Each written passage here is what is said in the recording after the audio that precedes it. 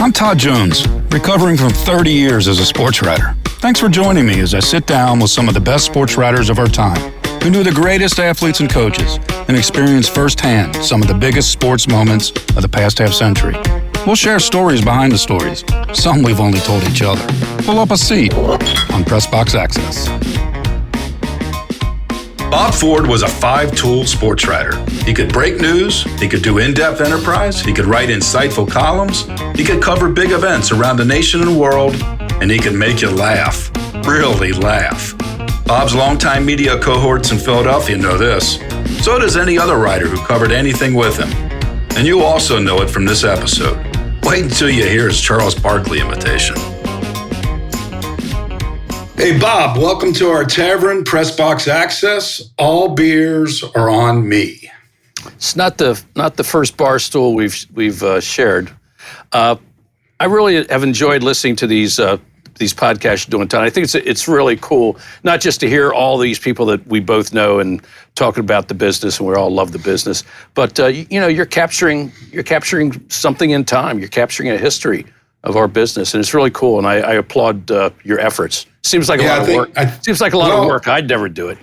I think I'm capturing the deterioration of my liver, considering some of the people that I've been running around with for 30 plus years. But that's all good. Brain cells and liver cells, that's fine. And I said all beers are on me. I actually meant both beers are on me. So let's start with that and clear the record on that. But I do owe you, Bob. I do owe you many things. One of the things I owe you is for saving me once at the Winter Olympics. We had covered ski jumping, and we were on a bus, and I was, as the Brits say, shattered. And I don't think I could go on anymore. I could not write one more sentence about people on cookie sheets going down mountains. I just wanted to go to bed, and I was so tired. But you, sitting next to me, saved me by launching into Finnish sports talk radio, recapping the ski jump that we had just witnessed. Yeah. This is Lars mobilizing. First time, long time. Yeah, what is Stenmark doing? I put 50 kroner on him, and he just fall down like he's drunk. The Finns, we only usually drink after the jump. But I'll hang up and listen now. It's funny, people say to me, you were a sports writer for more than 30 years. Do you remember who won that game in November of 94? And I'm like, I have no clue what you're talking about, but I can tell you exactly how Bob Ford can impersonate Jimmy Lynam and John Thompson. Yeah. That used to be a thing in press boxes. If you're around all these guys, especially if you're on a beat, if you're just around people every day and there's so much togetherness, you begin to do little routines on them, and you do like Wicker. You had Wicker on. Wicker is one of the all-time voice guys. And so it just got to be a little competition within a competition. Lynam came up to me one time. He said, I heard you do me. I won't do him now. And he said, stop. You can rip me in your column. Just quit impersonating me in the press on press row. Exactly. Well, Bob, 44 years in the business and 7 times Pennsylvania Sports Writer of the Year. I mean, you're like Ben Franklin in Pennsylvania. Beat reporter, enterprise, columnist.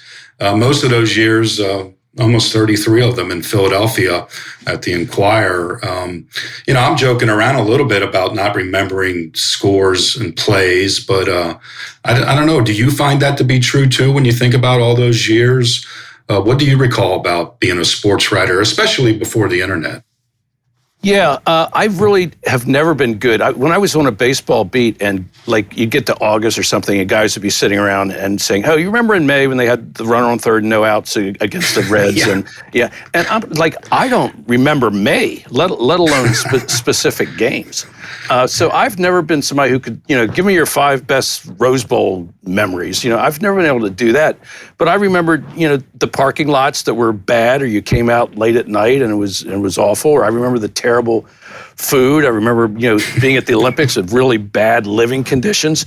But despite all that stuff, and the work was hard, it doesn't seem like it should be, but it was hard. What I really remember are the people. I remember the men and the women that we worked with, and the laughs, and fighting like heck against somebody on a beat and trying to beat their brains out, and then going out and having some beers afterward, and then getting up at 6 a.m. the next day and flying to the next place and doing it over and over again. I really liked the life, and I felt very, very lucky to have found the career. I'm not one of those guys who was 8 years old, typing up, on your little typewriter and passing it out in the 7-Eleven. I wasn't one of those guys. So I sort of fell into this by accident, and it was just so lucky. I mean, if I had to fix cars for a living, I'd starve. So I don't know what else I would have done. Well, a few years in 1981, you end up at Delaware County outside of Philly, and you start covering the Philadelphia Phillies, the world champion Philadelphia Phillies. Pete Rose, Steve Carlton, Mike Schmidt. We're talking Hall of Famers, except for Pete, of course. Sorry, Pete. But, when you think about it, you're a young guy, and there was like a murderer's row of baseball writers in that box. Give me some of the names. Let's see. Hal Bodley, Jason Stark, Mark Wicker, Jerry Fraley, Bill Conlon, Rusty Prey. That's not a name that you would probably know. But I mean, it was an incredibly good staff of people in that press box, baseball writers, and it was a hard place to work. And the manager, when I started, was Dallas Green, and he was no basket of roses for the new kid walking in either. So I didn't even know how to buy a plane ticket, for God's sake. But Delaware County Times was a very ambitious suburban daily who wanted to play with the big boys, and all four of our pro beats were home and road. It was all travel, and you did everything. And I hit the ground running and survived that. And I did 3 years on the Phillies and then started writing columns there. But it was great training grounds. And Philadelphia sports writing, it can be harsh. The reputation is harsher than the reality of it. But it was also just an incredible, like you're going to the library every day when you read everybody. Oh, here's the way they did it. Here's how I could have done it. I'll try to do it next time. And it just invaluable for me. By the time I got to the Inquirer, I was 11 or 12 years into the business, and I had a fighting chance of making it at that level. Baseball is not an easy beat anyway, even for veterans. I mean, it's a tough clubhouse. It's a tough grind. So many games, so much travel. What did you learn as a young guy about covering baseball? Well, as Earl Weaver said, it's an everyday thing. You're there every day. It's not practices. It's not shoot-arounds. It's not off days. There's a game every day, and you got to get there at whatever it is, 3 o'clock when the clubhouse opens, and do your pregame work and talk to the manager and all that stuff. And then the greatest training for me was there's two things: learning to interview and deal with people, and learning to deal with people every day after you write something negative about them. That sort of thing, and keeping a working relationship. And I would like to say in the early 80s, things were different only from the standpoint that there was as much difference between you and the athletes, distance between you and the athletes. And the real pros always understood that they write the stories, that it's not you writing the story. You just they dictate it. What happens on the field, what happens on the court. They're writing the story, and you're just transcribing it. And the pros understand that. There's obviously some people who don't. The other thing it taught me was how to write really, really fast. And if you're writing running game stories every night, and this carried over to when I got the Sixers beat at the Inquirer, I mean, you're writing running copy on deadline every night, and you learn to be really fast, you learn to be really organized, you learned all about structure, and you could take a writing class from now till doomsday and never learn half of what you're going to learn in 1 year on a baseball beat, writing a running game story every night. You talked about dealing with people, and Dallas Green can be tough, and some of the athletes. What did you learn early on? Give us an example was there an incident, a moment, something you wrote, something that sticks in your memory about, boy, that was a lesson I learned early? Yeah, one of the things I learned, and speaking of Pete Rose, was that some of the biggest names were the easiest to deal with. I don't know if Pete thought he got $1 every time his name was in the paper or whatever, but he was like the most approachable guy. And one of my favorite memories of covering baseball would be Sunday day games where, obviously there's no deadline pressure. And after the game, and you could go down and spend as much time as you wanted in the clubhouse, Pete would sit at his locker and just dissect the game. All right, in the fourth inning, they were thinking this, so we did this, and what we should have done was this, and blah, blah, blah. And he would take out his bat, and he would show you the marks on the bat. Like he would say, you see that? That's that slider in the sixth inning that I just missed. And then he would say, there's the base hit into right field. You see, I got that really square. And after he did that, and he went through every time the ball touched the bat during the game, he would take like rubbing alcohol or something and clean the bat off. So the next day he could do that same post-mortem on exactly how his game had gone. And as far as Pete, let's face it, is not the greatest human being in the world, but he was an incredible tactician and student. I never knew anyone that knew the game better. That's amazing detail. As far as the moment where I learned something, in 1983, the Phillies fired their manager, Pat Corrales, when they were in first place, which is not easy to do. But they were. What the hell happened there? Yeah. Well, Pat, who was another tough guy, very tough guy, and a guy I was very fond of and treated me very well.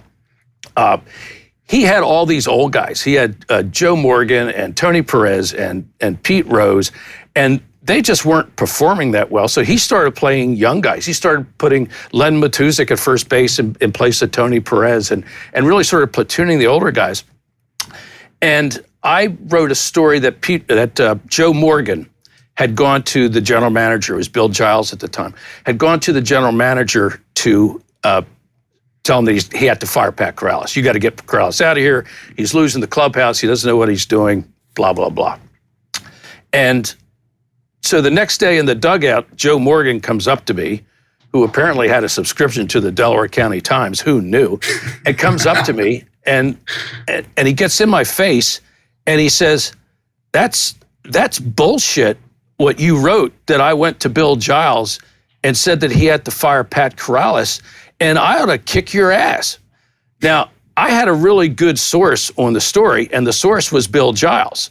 And so I kind of thought I had it pretty cold. Yeah, I think so. Yeah, but Joe just didn't like it being in the paper.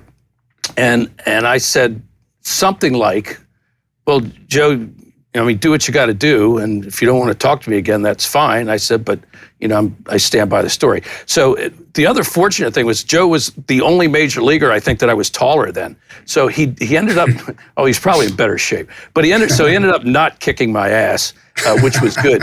But it was a good lesson in, you wouldn't want to be in that position if you hadn't been sure of the story, obviously. Mm-hmm. And so that was a good lesson. Be right. Being right is really valuable. You can't get around that. Right. 87, you move over to the Philadelphia Inquirer and you move from baseball and columns to covering the NBA. And we're going to talk some Charles Barkley here in a minute, but I'm really intrigued by the NBA in the 80s because we have, it's Bird, Magic, later Jordan comes in. It's the decade that really shaped the NBA, shaped it. But at the same time, it was just so different. I mean, I think about the idea that these teams were traveling on commercial flights, right? Oh, yeah, the Sixers flew commercial. And the way it would work in those days was, that they didn't always have the first class cabin. They were by a contract with the Players Association. They had to buy every available first class seat, and then those would be given out by seniority in the league. The oldest veterans and so forth. So you would have some 6'11" rookie sitting in 17B in the center seat, with his knees up around his ears, next to some insurance salesman from Des Moines talking to him for a 3.5 hour flight. It was different, and and so we were often on the same flights because NBA also dictated that teams, on days they were flying back for back-to-back games, they had to take the first flight out because they would never take a chance on them not getting to, if it was a mechanical or weather or whatever, you had to take the first flight out, or at least book on the first flight out. And so we were often on the same flights together. And I remember when later on in my tenure, when Doug Moe was the coach, and Doug was famously afraid of flying. In fact, I think it might be why he eventually retired. He was almost Madden-like in that. He was just terrified of flying. So we'd be in the gate area waiting for the plane, and the plane would come in, and people would start getting off, from the plane that just landed. And Doug would go up to him and go, how was the flight? Is there any problems? Did you have turbulence or anything like that? Or what? How were you doing? What did you think of the pilot? The pilot seem all right to you? I mean, he sound all right when he came over to the thing? Honest to God, he would quiz everybody. People looked at him like he was crazy. Here's this 6'8" guy with his eyes on fire asking me how the plane was. Yeah, well, he wasn't designing defenses then. He was worried about the flight. Yeah, no, things were different. And I, like you, do not enjoy just hashing over things were better then or whatever they were. But it was a sweet spot before sports writing endured death by podium, which is what it's gone through in the last 5 years, where everything's a podium and you really don't get one-on-one interaction. You don't get to know guys. Right. If you go into an NBA locker room before a game now, it's empty. It's you and the guy with the towels. And back then, everyone was in there and you could sit, and it was not uncommon for me to be the only one on the road, and just before a game, for an hour before the game, just sitting around the locker room, just me and those 12 guys just shooting the crap. And that's how you build up trust. That's how you build up relationships. That's how you know how guys are, how they feel they're doing, all that kind of stuff. And I love that part of it. You could do that with Michael Jordan before a game. Michael Jordan would just sit around and shoot the crap for 45 minutes before a game, and it was sensational. And I didn't realize how sensational it was. I sort of took it for granted. But yeah, that era was amazing. Bird and Doc and Magic and Jordan and Isaiah. It was really, really special. And I felt really lucky to have covered it. You mentioned how it built trust with the reporters and the athletes and the coaches who, saw you all the time. And if they had something to gripe about, they could talk to you about it away from the cameras. Oh, yeah. It could also lead to some interesting stories too, right? I mean, not just ones that you wrote, but some that you've experienced. Anything stick out in terms of your memory of just anecdotal things that happened on the road with teams because you're just traveling around with them? This was in Doug Moe's year, and they had 4 centers on the team that Doug referred to it as 28 feet of shit, but that's neither here nor there. So we're in Denver. It's before a game in Denver, and it's one of those situations where I was the only one in the locker room. It was before a game, and Eddie Lee Wilkins, who was the 4th string of the 4 centers, came up to me and said, "I want to pop off." And I said, what are you talking about? And like guys around the locker room going, "Ooh, Eddie gonna pop off, Eddie gonna pop off." And I said, "Eddie, what are you talking about, pop off?" And he says, "Man, I got some things I want to get off my chest about this team." And I said, "Well, listen, we're in Denver and I already filed my early notes. And so I don't need you to pop off right now. As a matter of fact, I can't take you popping off right now. But we got an off day tomorrow in Houston, practice day in Houston, off day. And if you want to pop off then, that's fine. You could pop off. But I'll be honest with you, Ed. You might want to call Steve Kaufman. It was his agent. I said, you might want to call Steve and just run by whether or not the 4th string center on this 19-50 team ought to pop off." Yeah, he might be left in Denver. He said, "All right, I'll call him, but I'm going to pop off." So sure enough, we're in Houston the next day, and I'm sitting, and practices were open. You could just sit and watch practice. So I'm sitting courtside, in one of the bench chairs, watching practice. Practice ends, and some of the guys are coming by me. They're going, "Is Eddie going to pop off? You think Eddie's going to pop off?" And I said, I don't know. So Eddie comes over, and he sits down next to me. He says, "All right, I'm going to pop off now." And I said, "All right, Eddie." He goes, "Man, this team, we ain't got a chance. So we don't practice. We got no plays. Our shoot-arounds, we just play horse. He says, we're not even coached. We're not trying. He says, this is awful. And I write it all down. And I said, all right, Eddie, you've popped off. And so I go to Doug, because, you got to give him a chance to respond, right? Right. So I said, Doug, your fourth string center has popped off. And Mo says, hey, yeah, what did he say? What did the guy say? And I said, well, he says you don't have any plays, you don't practice, your shoot-arounds are games of horse, and you really don't do any coaching, and you guys don't have a chance. And Doug says, he's right. But then he went on to tell me, and it was Doug's first year, and he hated his roster, obviously, and he was waiting to get guys he could coach. He was waiting until he got a roster together that he liked. I mean, he had Michael Adams in Denver. I mean, he won 600 games, and it wasn't with mirrors, okay? Right, he could coach, but he was a hands-off Dean Smith motion offense guy. Get me guys who know how to play, which he truly did not have on this team. So sure enough, I write the story. Wilkins slams Mo, or whatever the heck it was. It was an off day story. I needed an off day. And you're right. Filled some hole. And within the next week or so, and Eddie never played. Within the next week or so, Doug plays Eddie, and he broke. This isn't funny. I'm sorry, Eddie, if you're listening. And he broke his ankle. And he never played again. I don't know if that's karma or what.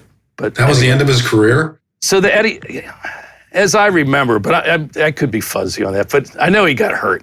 But stories like that, and that did turn out to be a story, but stuff like that would happen all the time, just odd stuff with guys. I remember that same year, Greg Grant was this little point guard from Trenton State, I believe. Mm-hmm. And he had those gray, he was an African-American guy, but he had those real pale gray eyes, and he looked like he was looking through you. It was scary. And he said, man, if this was a college team, I'd quit. I said, can I put that in the paper? He said, please do. Please. Make sure you spell my name right on this one. Yeah. I like the idea of just coming to you and saying, I want to pop off. That could have been a title you could have been a headline of like a weekly note. Pop off. Time to pop off. That didn't happen enough. And you get to schedule the pop off too. That was the key to that story. I love that, pop off. Well, speaking of guys who popped off, you were around a guy named Charles Barkley, who we all know now as this big teddy bear of a TV announcer and funny, and he always has been funny, and a hell of a player, obviously, back in his day. But you covered Charles pretty much every day for 4 years. Where does Charles Barkley rank in memorable athletes that you covered in your career? Number one, without question. The 4 years of that I covered Charles every day before they traded him, which flew by like they were 20 years, by the way, was just amazing. Number one, as you said, he's become this caricature, and people under whatever age think of him as this jovial guy, doing commercials and yucking it up with Shaq on TNT. He was a force to be reckoned with. He was the shortest guy ever to lead the league in rebounding. He was listed as 6'6". He's 6'4.5", and he was in the top 10 rebounding every year, and led it 1 year. And right. And everybody else on the list was 6'10", 6'11", and he had this natural brilliance for rebounding that it's almost hard to explain. He just knew where the ball was going to come off. When he was still in college, when he was at Auburn, he was going through a little rebounding slump. And one of the assistant coaches, he says, I'm having trouble getting rebounds. And the assistant coach says, well, that's because you're boxing out. And Charles says, well, aren't you supposed to box out? And the coach said, shit, no, just go get the ball. And so, and that suited Charles just fine. And that was because it was less work. So that was his philosophy for the rest of his life. He just went and got the ball. So he averaged more rebounds per game over his career, more than a 1,000-year career, than Kareem Abdul-Jabbar.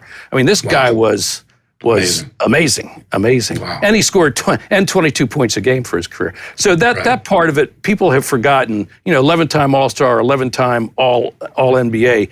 And there were all the jokes about him being heavy. Coming out of college, he was, before he got into shape. The Crisco kid and round mound and rebound and all that stuff. But he was a cut 250 in his prime, when I was covering him. And he was someone, when he came rattling down the lane with the ball, people got out of the way. And so he was a force in that way, but he was just also the most outsized personality I've ever been around, and naturally hilarious, just an incredible sense of humor, and had a knack for doing very controversial things, sort of because he liked to court controversy. Dave Koski, who used to be the PR guy at the Sixers and went on to a really good advertising career, he said that most professional athletes are assholes that want you to think they're good guys. And Charles is a good guy who wants you to think he's an asshole. And that is absolutely 100%. That's interesting. Correct. Yeah. Do you think he thrived on the chaos around it? Did it make him a better player? Almost like John McEnroe needed that energy, that chaos. A little bit. I mean, he also he had a healthy ego. Probably still does, and he was the captain of that ship. He wasn't just the captain of the team. He was the captain of the ship, and he made sure everybody knew it. So when Armand Gilliam came over, and Armand was sort of a soft power forward, they were always trying to figure out how to pair guys with Charles, because a 6'4.5" power forward, what do you do? What do you do with the other forward? Do you want him to be a stretch guy who can go out and get away from the basket because Charles is there? Do you need a high post center? You got to figure that stuff out. So they had a whole bunch of different guys came through, including Armand Gilliam. And Armand Gilliam was this very sensitive guy. Guy who read books all the time and could play 5 instruments. But he was not exactly the most tenacious rebounder from Charles's standpoint. So like after a game, Charles would be sitting there with the box score, and he'd go, "Oh, Armand, you were boarding tonight. You got one more rebound than a dead man." He would do that kind of stuff, and keep guys in their place. He and Manu Bol got into a fight. It was like a Japanese monster movie gone awry. It's just unbelievable. Manu was like 7'6", right? Manu was in fact 7'6", and Charles, those big mesh basketball bags that the teams used to have to carry around with them, like 10 balls, because no arena would have basketballs, right? So they have to carry these around. And he stuffed Manu in that bag one time and closed it up. So it's just like Manu in there. It's like. And didn't Manute also kill a lion? The lion was sleeping. The lion, he did with a spear. Back home, because they didn't do that in Philly. But back home, he did that with a spear. But the lion, it did come out that the lion was sleeping at the time. Manute didn't mention that. But still, come on. He put a little air in the balloon. It's like when the Phillies had Charlie Manuel as their manager. He told us one time, "Well, I broke up a Nolan Ryan no-hitter one time," and we went back and looked, and it was true. It was in the second inning. So people don't always people don't always mention those things. But yeah, Charles was amazing, and he had all these great routines. And all right, give us your Charles Barkley greatest hits. He had these wonderful routines he would do, and then I'll tell you a couple stories. But like he would torture the Sixers general manager, who at the time when I was covering was Gene Shue, who was an extremely well-regarded coach and player back in his time, and a front office guy. And Gene was sort of this craggy guy. And if you ever look up a picture of him on the internet, he kept this sort of long, modestly cut hair long after he should have, and he colored it. We colored it black, and he had this very craggy face that didn't go with the rest of that look. And so Charles called him one of two things. He either called him young Abe Lincoln, or the fifth Beatle. But he said, "Oh, I see the fifth Beatle went out and made a trade for us. They called me at home last night. They said, 'Hey, we got Shaq.' And I'm jumping around. Hey, we got Shaq. And I come to find out I got Charles Shackelford." Yeah, he had those routines all the time, and people always say Magic Johnson makes the guys around him better, and Charles didn't make any of his lift his players up or make anyone better around him. And you say, oh, that must be really tough making James Worthy better. I'd really hate to have that job. he was that kind of. You sound just like him. I haven't been around him for a while either. I used to be able to really do him. Wasn't there a story about Charles and David Moore of the Dallas Morning News? Oh, God. Yeah. David Moore, who's still at the Dallas Morning News, mostly does the Cowboys now. But back then he did an awful lot of Mavericks. He was an NBA writer and columnist, like an NBA columnist. So we were in, this is Charles's last year, and he was desperately trying to get traded. He didn't think the club was ever going to find a way to build around him. And it had been 8 years there, and it was time. Everyone had sort of come to the end of the rope. So we're in Dallas, and we're staying at the Reunion Hyatt, which is right next to the Reunion Arena. Very easy. You walk over, and you walk back afterwards. And it was one of those times when it was a commercial flight the next day, so the players weren't chartering out right after the game like they do now. Mm-hmm. So David wrote a column that morning in the Dallas Morning News, and he just destroyed Charles. And it was the Sixers have to move past Charles Barkley. They got to trade this guy. He's nothing but a cancer on the team. He doesn't make anybody around him better, which everyone always said. And they're never going to go anywhere. They're never going to win anything. As long as they have Charles, they have to get rid of Charles Barkley. And it was even stronger than that. It went on for 800 words. It just left him bleeding in the gutter. So the game happens, and this is what we were talking about. I have no idea what happened in the game. And we walked back after the game to the Reunion Hyatt, and there was this big open atrium lobby bar where everybody would hang out after the game. Funny that I remember a bar, but go ahead. Yeah, I know. So David, who was at the game, comes back with me, and we're sitting at a table in that bar having a beer. And, all the players are milling around and the coaches and, a green fly here or there, normal people. But pretty much it was just our scene. And Charles, as he was wont to do, would come rambling through and stopping and saying hi to everybody. And he comes up to the table and he says, "Oh, hi, Bob. How you doing?" And I said, "Charles, there's a friend of mine I want to introduce you to." And David starts slinking down in his chair till like his chin is like even with the table. Because Barkley was known to read everything, right? Charles did not miss anything. I mean, if it had his name in it, he was going to read it. And so I said, "Yeah, Charles, my good friend, David Moore of the Dallas Morning News." And Charles leans over closer, just sort of like hovering over where David is rapidly disappearing into the Hyatt carpet. And he goes, David Moore of the Dallas Morning News."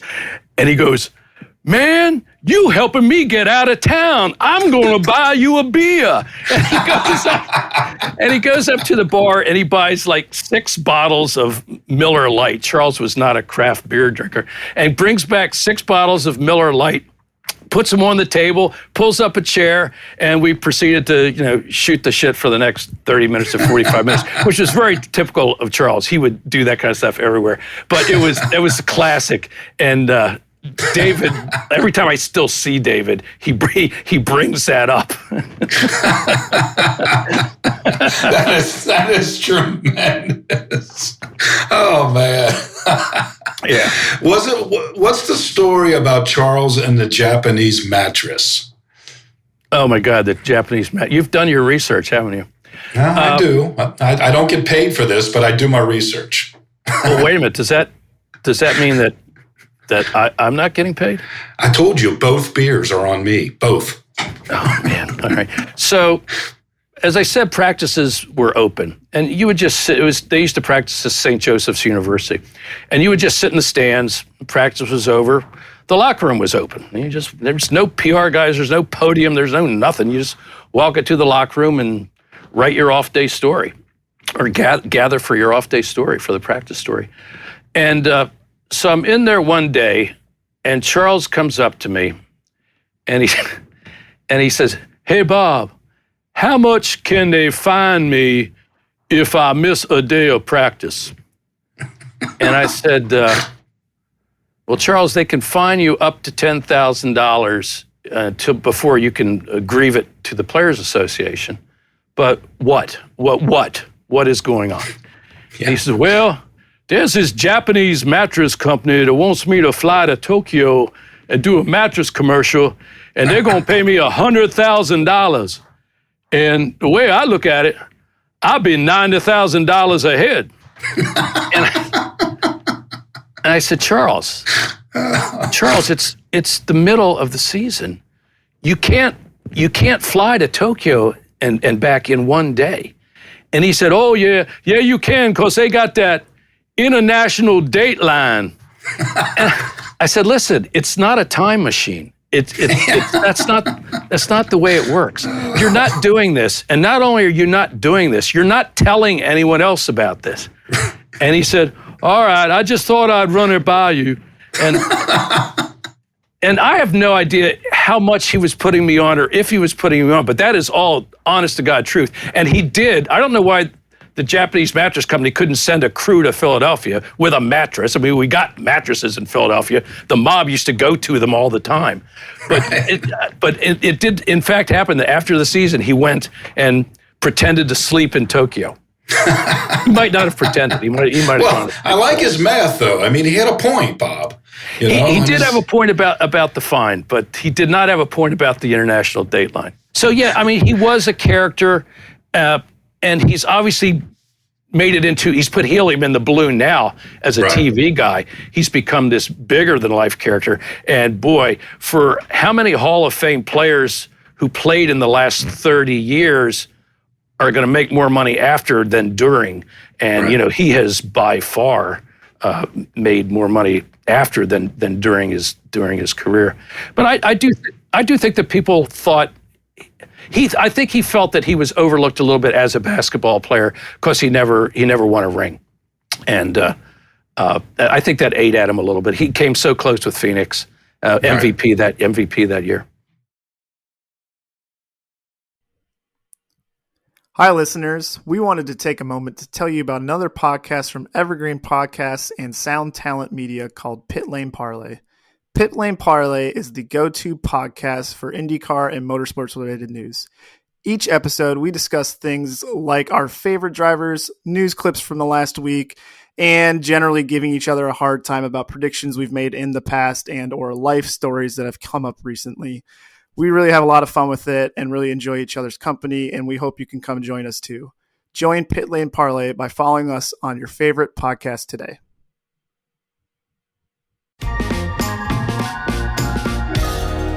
Well, 4 years of daily coverage of the Sixers with Charles as the core of the team, that had to be like an oversized personality just taking up all the oxygen in your own world. But I know, speaking of world, you were somebody who, based in Philadelphia, but you traveled the world. Your job took you everywhere. 14 countries, I think you filed stories from. Yeah. I'm surprised they let you in 14, first of all. But 14 countries, 6 Olympics, 3 World Cups. You did Wimbledon, British Open, Tour de France. When you think about the aspect of your career that involved international sports coverage, what comes to mind in terms of how challenging and rewarding and that aspect of your career was? Yeah, and it was just lucky too that I came along in that real sweet spot where papers were making money hand over fist, double digit every year, and there was sort of this competition among some of the bigger sports editors in the country, the APSE guys, Dave Smith in Dallas and Don Squire in Boston and Dwyer in LA and Solomon in Washington, George Solomon, to who can top the next guy. And so guys were getting sent all over the place and doing all kind of stuff. And Olympic coverage, if you go back into the 70s, if a big paper sent a person to the Olympics, that was a big deal. We were sending 4 and 5 and 6 people to these big events. So Right. it was just very lucky that I came along in that sweet spot, A, when papers had money, and B, they spent it. And international sports was one way where you could really sort of make a mark doing that. And Lillehammer was my first Olympics, like yours. And I was the low man on the totem pole in the Knight Ridder Bureau. Knight Ridder Bureau probably had 25 or 30 writers, because Well, actually, let me correct the record. I did not go to Lillehammer. They didn't allow me in there. I thought that was the bus where I did the No, that was Salt Lake. That was in Salt Lake. That was Salt Lake. So, okay. yeah. I'm sorry. So I was the low man on the totem pole, and I got sent to do things that I would never, it's just not another basketball game story. I got sent to do things that I would never have gotten the chance to do or stories to tell. As I said, I was complete low man on the totem pole, and that was the Nancy and Tanya Olympics, and they didn't let me within a mile of that story. But I was doing the around town offbeat features.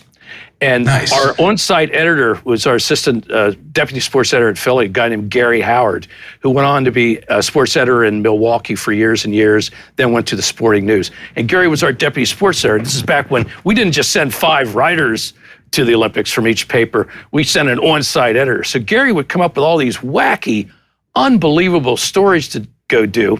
Mm-hmm. Like he said, Gary's from the Bronx. He would get very worked up. He says, Bob, there's a story. I know there's a story that there's one old Norwegian somewhere that doesn't even know the Olympics are going on, and he doesn't care about them even if he did know, and he's out ice fishing. And I want you to go find that guy who doesn't know or care anything about the Olympics. He's just out there ice fishing, and talk to him. And there is this it's either a river or a lake that sort of runs the spine of Norway, almost from Oslo all the way up. And it runs through Lillehammer, or runs next to Lillehammer. And it is freaking cold, man. And so I go down there to the lake, river, whatever the hell it is, and the wind is blowing sideways, and the snow is caking all over my face. And it's just, I'm peering out to the lake, and I can't see anything because the snow is so bad. I've never been so cold in my life. And I see there's this little cabin just sort of off the lake there, small with, yellow light coming out the windows. And I go over and I knock on the door, and there's these 2 Norwegian dudes in there, and old dudes. And for a moment I had a glimmer of hope, right? And they're watching the Olympics, of course. They're glued to it. They can't get enough of it. And I introduced myself, and they look at me like I'm from Mars, which I might as well have been. And I said, listen, is there anybody ice fishing? And they looked at each other, and they looked back at me, and they said, no, it's too cold.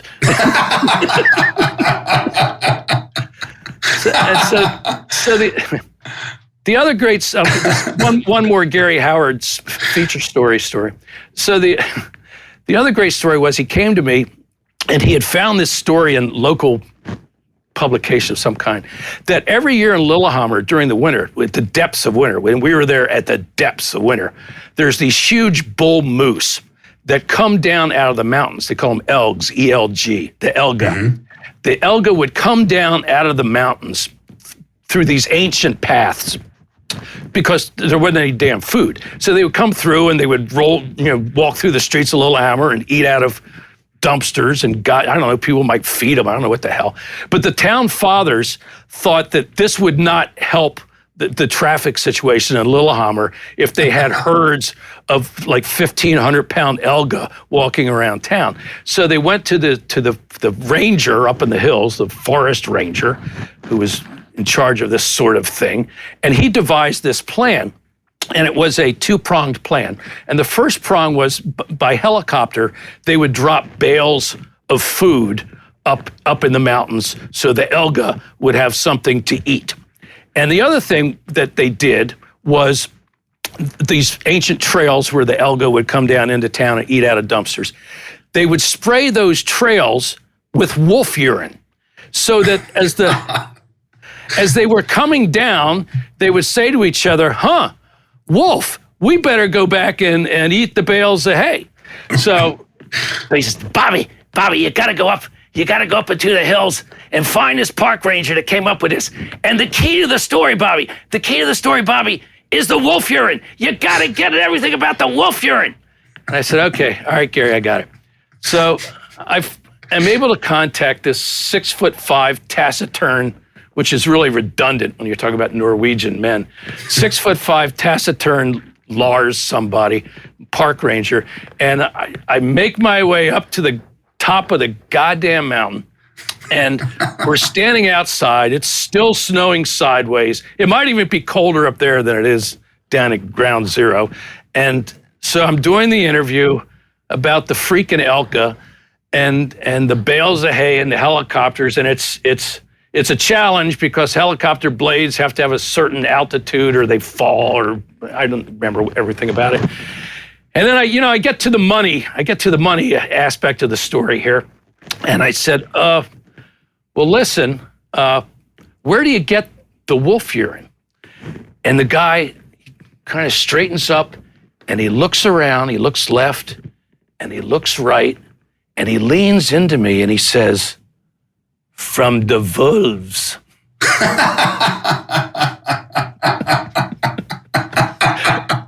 Breaking news. Yeah, that didn't get played on D1. I can guarantee you that. That was backed by the tire ads. But that's a great example of the type of things that you would never do. A sports writer could just end up being on some mountain somewhere, writing about wolf urine. And a lot of it was marvelous. A lot of it, Right. truly was marvelous. I covered the World Cup final in Berlin, and I was sitting like 30 feet from where Hitler's reviewing stand had been, and Wow. that kind of stuff, the kind of history and moment and the places that you are. I covered a soccer qualifier in Estadio Azteca in Mexico City, 100,000 people, and just unbelievable. You really get drawn up into things like that. Center court in Wimbledon. I was just so lucky. I was just such a lucky run that I was at a place that would allow me to do that. And, I did it, I suppose, well enough to keep doing it. And I just, and all the laughs and all the people. And, my God, at the end of a long day of Olympics, everybody would come back and have different stories to tell. And they were usually funny. Or at least you could drink them funny. You know what I mean? Yeah. I like that. Drink them funny. Oh, yeah. Yeah, so Grace Kelly, as you probably know, was a Philadelphian. The Kelly family were rowers. The grandfather, John, was a rower, and Jack, the son, was a rower, Olympics rower. And Grace, of course, grew up, her brother was also an Olympian.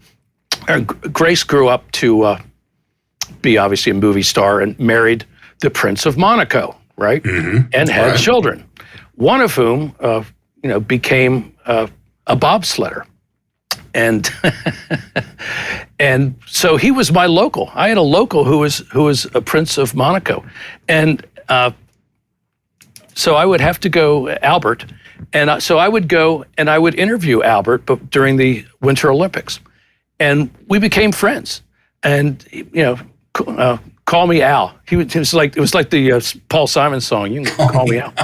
So we would sit up in the warming shed at the top of the bobsled run, and he would tell me about spending summers at the Jersey Shore and going down with his cousins and I don't know, running the toll booth, or God knows what Uncle Jack was doing, and his fond memories of Philadelphia. And hey, it was sort of a local story. And if you can work Grace Kelly and the Prince of Monaco and bobsledding into the same story, you might even get to page D4. Or all you were missing was wolf urine. All he was missing was wolf urine. And I remember one year we're sitting up in the warming shed, and he says, and I said, "How's things going, Al?" And we went over all the old stories again because I wrote the same thing every 4 years.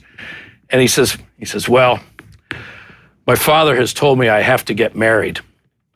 He says, or I can't assume, because Rainier was going to step down. Rainier was about 150 years old by then. And he was not bobsledding. He was not bobsledding. And Albert, I'm sure I'm not telling stories out of school to tell you that a crown prince of Monaco has a lot of dating opportunities. You know, he can be a popular guy, and so Albert liked that life, and so he had been told by his father, however, that he had to settle down and get married, and he was kind of down about it. So I didn't. He asked me not to write about that. He asked me. He says, "Don't." He said, "Don't put that in the paper." He says that. He's not popping off about that. I'm not going to pop off about pop. That's right. So that was kind of neat. I mean, how often do you get? And I saw him a couple times at IOC meetings and stuff, and he would come over and remember my name. And that's kind of neat. Like how often does that kind of stuff ever happen? Right. And it was only because I was able, to be there. Well, when you think about it, those are the details that stick in your brain, not the score or who won. Or, I mean, sometimes I feel like friends, neighbors, or somebody will ask me a question about a game, and then they look at me like, how can you not remember that? You wrote about it. Yeah, I know. I know. Well, exactly. The difference is I was not really writing. I was beating deadline. Yeah. Yeah. And just trying to fill notebooks, I got an early notebook to do. How the heck am I going to do this? Right. I called just Jeff solving problems. Do you remember Jeff Rowland, the center from Iona? Right. Yeah. I called him for a notebook item when Valvano died. Talk about a poignant thing. And Valvano, became this sort of sainted figure, and he certainly helped a lot of people and has been an inspiration for years and years. But Jim Valvano was a hustler, and he hustled to get where he was going. And, he had Rowland at Iona, and Rowland, the biggest win of Jim Valvano's career was probably not the NCAA championship game. It was probably, and you probably remember this, Iona in Madison Square Garden beat Louisville, which was on its way to winning the national championship. Yeah, and the next year, NC State hired Valvano. When they didn't hand out ACC head coaching jobs like dinner mints.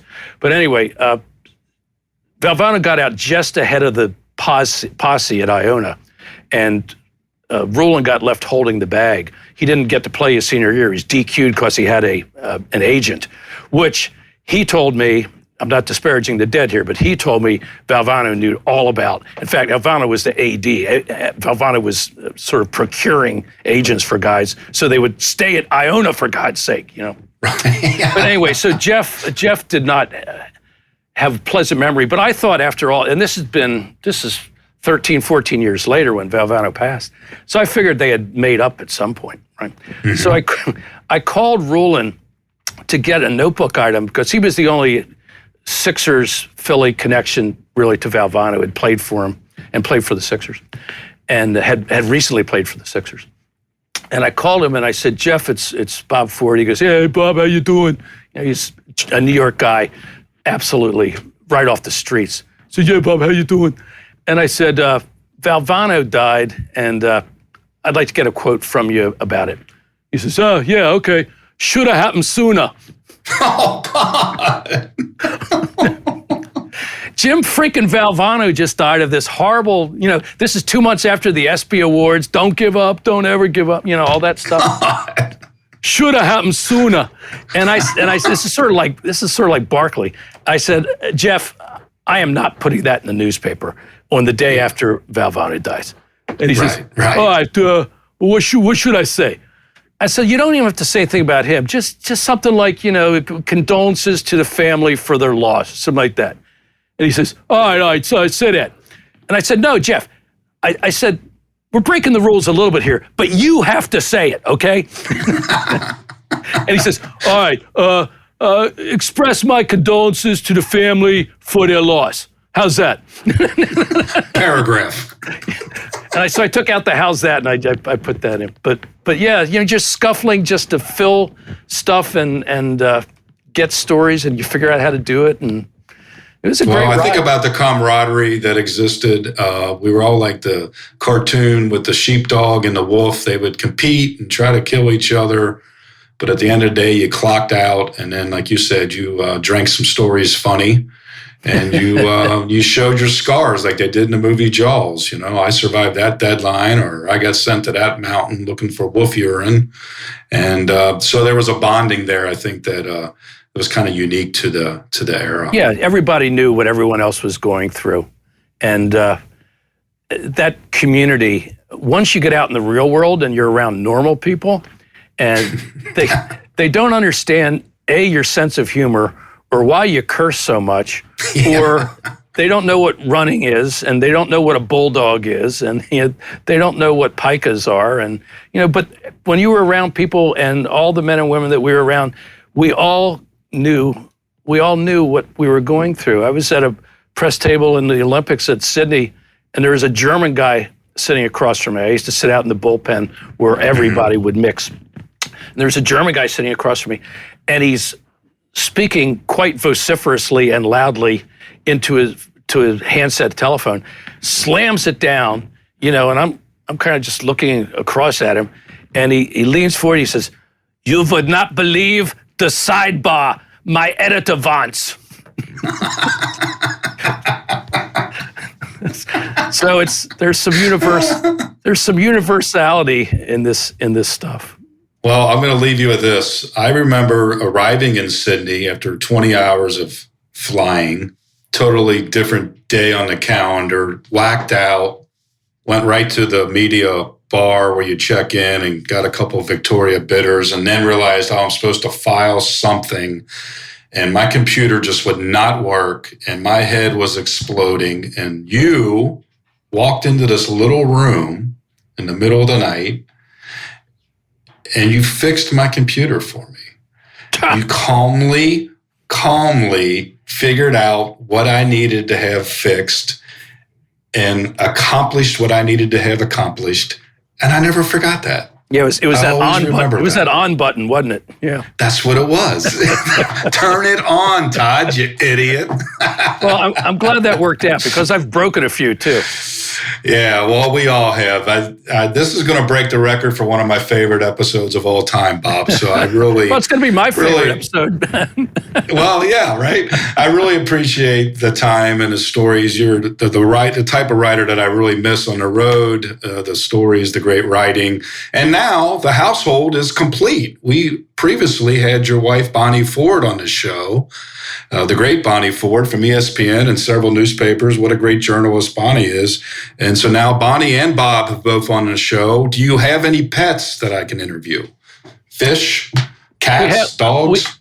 We have 2 cats, and neither one of which cares too much for me, but that's okay. Okay, but I understand that. I will say this, they never criticize my writing. You don't have to read the comments from them the next day like you used to have to when I was writing. That's right. That's the great thing about retirement. If you cut the lawn, the next day there's not 15 comments from people saying, "Boy, you were really horseshit cutting that lawn yesterday." And hey, Bob Ford should stick to hanging pictures. He really doesn't know anything about cutting the lawn. Well, you certainly knew a lot about writing and a lot about making us all laugh and make for a wonderful career. And Bob, I really appreciate your time, and best to you and Bonnie. My pleasure, Todd. This is a great little thing you got going, and keep it going. I'll be listening. Thanks for listening to Pressbox Access. You can find us here with a new episode every other Wednesday. If you enjoyed this episode, please be sure to subscribe and follow us on Apple Podcasts or on your favorite podcast app.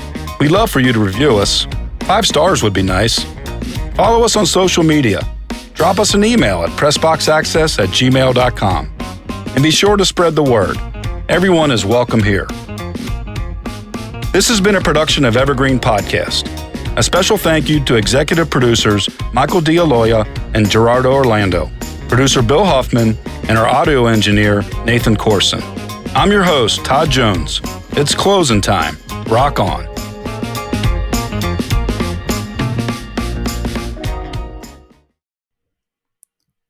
Hi, listeners. We wanted to take a moment to tell you about another podcast from Evergreen Podcasts and Sound Talent Media called Pit Lane Parlay. Pit Lane Parlay is the go-to podcast for IndyCar and motorsports-related news. Each episode, we discuss things like our favorite drivers, news clips from the last week, and generally giving each other a hard time about predictions we've made in the past and or life stories that have come up recently. We really have a lot of fun with it and really enjoy each other's company, and we hope you can come join us too. Join Pit Lane Parlay by following us on your favorite podcast today.